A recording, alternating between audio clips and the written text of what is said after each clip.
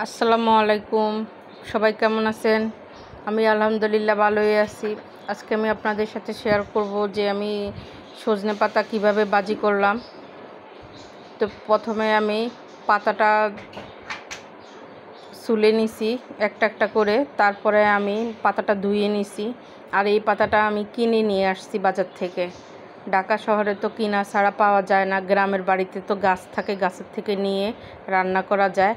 এটাকে আমি কিনে নিয়ে আসছি। কিনে নিয়ে এসে তারপরে আমি এটাকে প্রথমে আঁটির থেকে সবগুলি ঝরায় নিলাম। এই যে আমি ভাজি করলাম, যে এই যে সজনে পাতা ভাজিটা,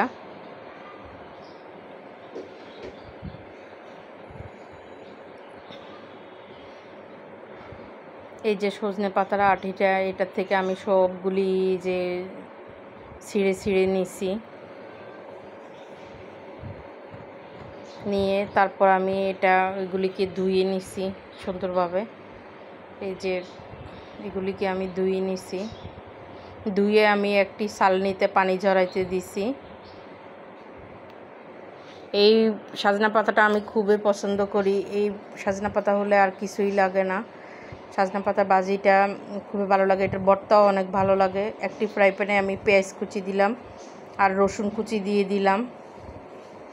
দিয়ে এবার এটাকে আমি ভালোভাবে ভেজে নিব। নিয়ে একটা শুকনো মরিচ দিলাম। যারা জাল বেশি খান তারা আরও বেশি দিতে পারেন।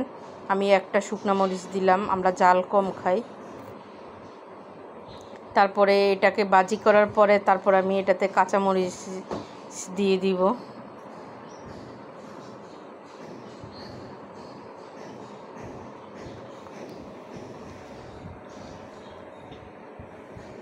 এবার আমি কাঁচামরিচগুলি দিয়ে দিব।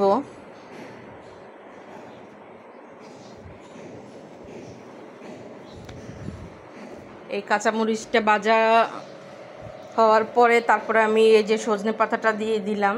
সজনে পাতাটা আমি ধুয়ে একটা ছালনিতে রেখে দিছি। এই যে ছালনিতে রেখে দিছি। এখন আমি সবগুলি পাতা দিয়ে দিলাম। এই যে এবার আমি সবগুলি পাতা দিয়ে দিলাম ছালনির থেকে। এবার আমি ভালোভাবে এটাকে নেড়ে চেড়ে নিব। এরপর আমি একটু লবণ দিব আর একটু হলুদের গুঁড়া দিব।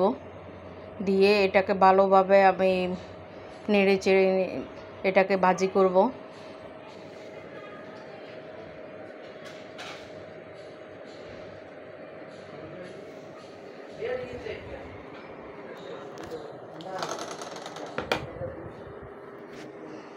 এটাকে আমি ভালোভাবে ভাজি করব। এই যে হলুদের গুঁড়া দিয়ে দিছি, লবণও দিয়ে দিছি।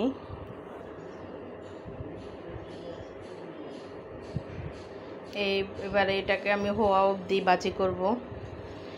এই সজনা পাতাটা খেতে অনেক অসাধারণ। আমি তো খুবই পছন্দ করি। মানে আমি এই সজনা পাতা হলে আমার আর কোনো তরকারি লাগে না। আমার খুব প্রিয় এই সজনা পাতাটা। তো এই যে পাতাটা ভাজি হয়ে গেছে। এই যে কেমন হলো আমার ভাজিটা।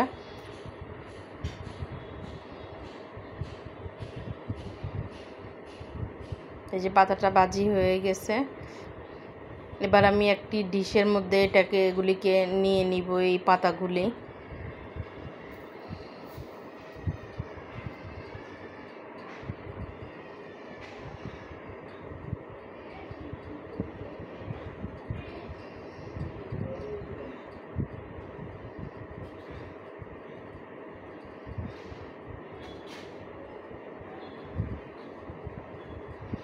এই যে আমি দেখিয়ে দিচ্ছি যে কেমন হয়েছে মানে ভাজিটা।